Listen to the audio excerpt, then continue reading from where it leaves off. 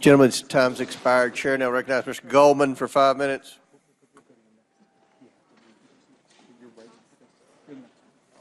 Thank you, Mr. Chairman. I only have 5 minutes, Mr. Bobulinski, so I'm going to try to move quickly, and I'd appreciate if you just answer the questions. You testified that Joe Biden was involved in your business venture related to Oneida Holdings and Hunter Biden. So I want to drill down on the crux of what your testimony is. Oneida Holdings is the business venture that you are referring to, correct?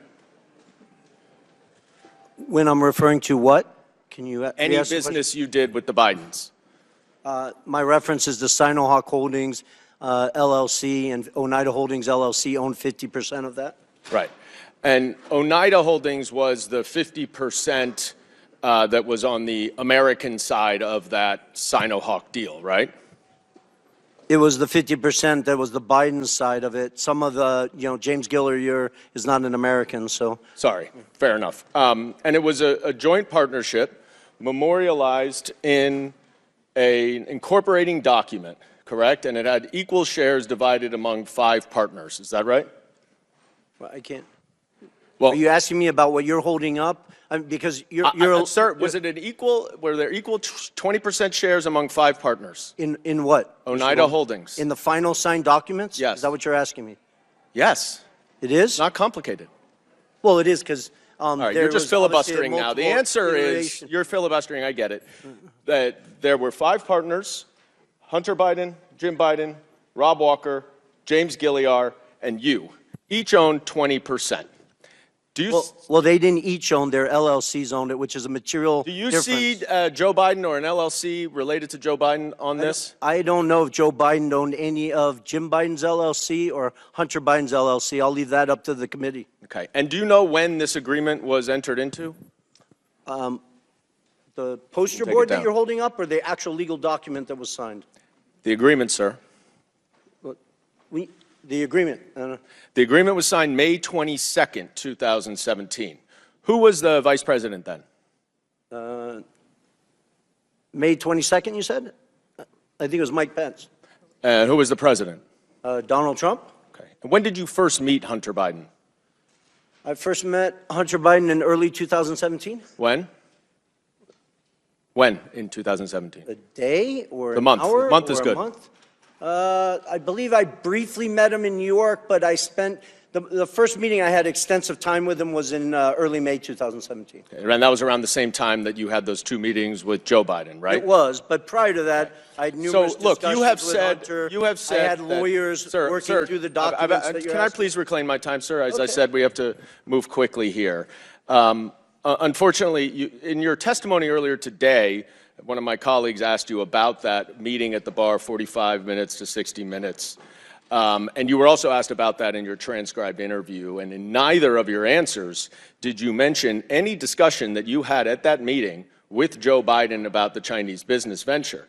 Yet, in grandiose terms here today, you have declared that Joe Biden was involved and that you have mountains of irrefutable evidence to support it. So let's look at the mountains of irrefutable evidence. You provided the committee with a screenshot of a text message that is between James Gilliard and you, dated May 11th, 2017. You see this? I don't know if you can see it. If you can't see, it's just you and James Gilliard, though, right? You remember this text message, I'm sure. Generally, yes. All right. And in it, Gilliard writes, "Man, you are right. Let's get the company set up, then tell H and family the high stakes and get Joe involved." And 2 days later, Mr. Gilliard sent an email to you, CCing Rob Walker and Hunter Biden, in which he suggested a division of the company and included a proposal of, quote, 10% held by H for the big guy, question mark. You remember that, right? The infamous email with the big guy? Yes, Yeah. I do. Did anyone ever respond to that email? Yes, they did, numerous times. Sorry. Hunter Biden himself did. Excuse me. You're right. Well, no, I think that's important because Hunter Biden has claimed that he didn't Can you answer respond my to it, and he responded to it, I believe, You're just going to 3 times. filibuster. I reclaim my time that's running out, but I will say no one responded to the big guy reference for 10. Thank you for making my point. They didn't have to respond because they all knew the big guy was Joe Biden. I reclaim my time. Mr. Chairman, please control the witness. I would like to get a little extra time, Mr. Chairman, because I want to read what Mr. Gilliar said to the Wall Street Journal. Quote, I would like to clear up any speculation that former Vice President was involved with the 2017 discussions about our potential business structure. I am unaware of any involvement at any time of the former Vice President. The activity in question never delivered and project revenue. 9 days later, the agreement without Joe Biden was signed. You and James Gilliar wanted Joe Biden involved, and that is why Hunter Biden dumped you and did the business That's a on his blatant own. lie, Mr. Goldman. You know better. Chairman's time's expired. Chair now recognizes Mr. Higgins from Louisiana for 5 minutes. Thank you, Mr. Chairman. Mr. Bobulinski. To enter into the record 302s that were done with Mr. Bobulinski, what's known as Exhibit A, 400A. Thank you very much. Mr. Bobulinski, thank you for being here. Mr. Parnas, thank you for being here. And those of you who are appearing extraneously on our screen. Mr. Bobulinski, tell me very quickly about the professionalism of the organization that you work for in terms of paychecks, getting paychecks, providing the IRS with documentation of people who were paid out of the organization. I'm not sure I'm following your question. Were you ever paid? I was not. So you were never paid by this organization? I was not. Did you ever receive any enumeration? When we were in the process of trying to shut down Sinohawk Holdings LLC and Oneida Holdings LLC, I was compensated. It wasn't a compensation, it was a reimbursement of $50,000 of money I'd come out of pocket, traveling around, paying for hotels and stuff like that.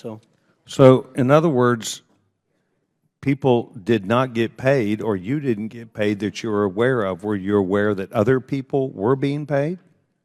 The Biden family was paid. Hunter and Jim Biden were clearly paid millions of dollars. And how would you think that information would be transmitted about them receiving that payment and going to the IRS?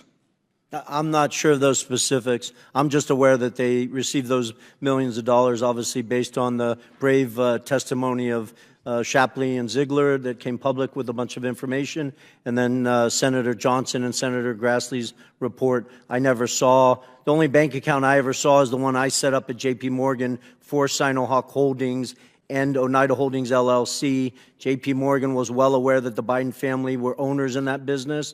They authorized it, approved it. And what Social Security number was utilized to set up that account?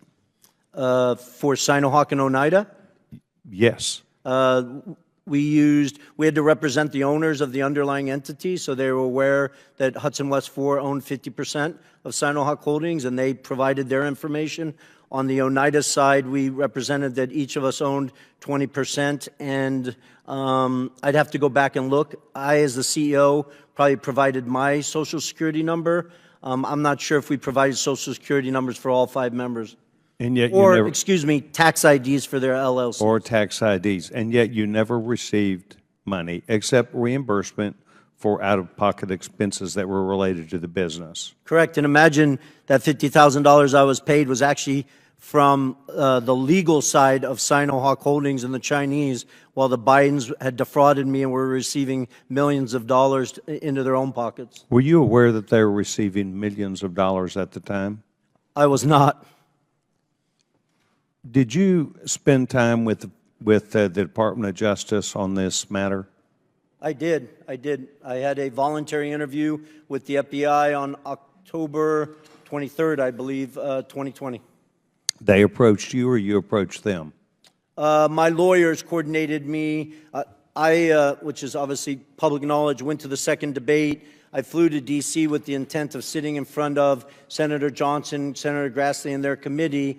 And then my lawyers sought counsel, had discussions, and decided it was a better focus of my time to walk voluntarily into the FBI. So where did you do that? In Washington, D.C. Main Justice, Main FBI, or the field office? I believe it was the leading field office. They didn't want to do it in Main Justice for some their reasons. They decided. I would have gone wherever they asked me to go. Did they tell you at the time that you were providing information that if you provided information that was not true and correct, that you could be held liable for that under criminal statute? Yeah, yes, of course. I appreciate you asking that question. I was operated as if I misrepresented, misstated, lied, that I was committing criminal offenses, which I take very seriously based on the fact that I was willing to die for this country. And to just correct Ms. Crockett's statement earlier, I didn't accuse the FBI of lying.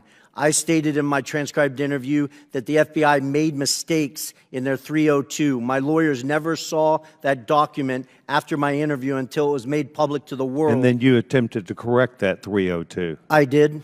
Is that the same 302 known as Exhibit 400A that I have entered in the record today? It is. Do you have any other dispute with that? And have you looked at it? And do you have any other dispute? Well, there's numerous mistakes in it. Okay, thank you very much.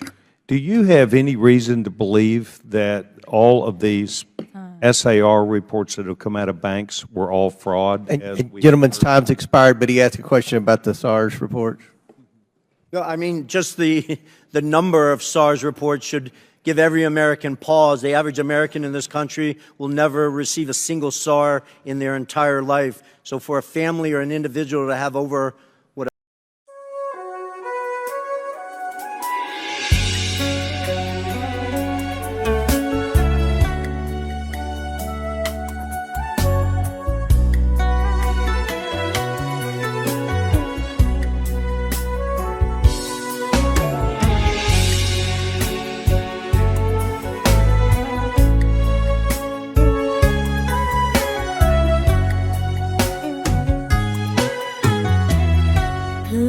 trọn đêm nay để nhớ thương anh. Em nghe tình yêu thức dậy êm đềm, nhớ từng nụ cười ánh mắt, nhớ lời ngọt ngào âu yếm, tóc em thơm giấc ngủ dịu. Biết giờ này anh có nhớ em không? Có nghe tình yêu thức dậy trong lòng. Đêm từng màu thời gian đến, bóng hình người mình yêu mến. Ôi nhớ gì hơn nhớ người yêu.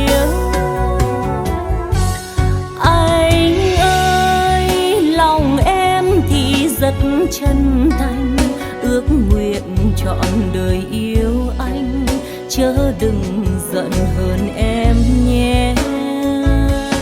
Anh ơi đừng bao giờ nói chia lìa, sẽ làm tội nghiệp em lắm. Đã thương nhau chớ phụ tình nhau, thức trọn đêm nay để nhớ thương anh. Sương rơi lạnh câm cạnh vật im lìm, ước gì mình đừng ngăn cách, ước gì nhà mình chung vách, hai đứa mình thức trắng đêm nay.